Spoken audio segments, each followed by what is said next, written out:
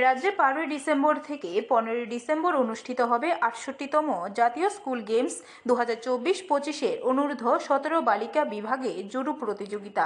বৃহস্পতিবার দুপুর 1টায় এনএসআরসিসিতে প্রতিযোগিতার উদ্বোধন করবেন রাজ্যের মুখ্যমন্ত্রী ডক্টর মানিক সাহা।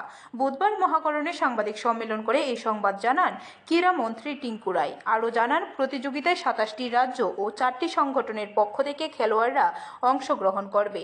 খেলোয়াড়, কোচ ও ম্যানেজার মিলে প্রায় 350 প্রতিনিধি রাজ্যে আসবে। তো সেই জুডোতে যে অনুষ্ঠানটা হবে সেটা আগামীকালকে অর্থাৎ 12 তারিখ 1টার সময় মাননীয় মুখ্যমন্ত্রীর হাত ধরে সেটার অনুষ্ঠান শুরু হবে।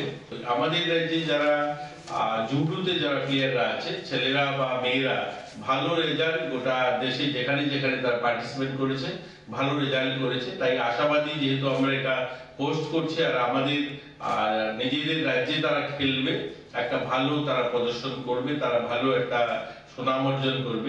ব্যুরো রিপোর্ট, খবর ত্রিপুরা।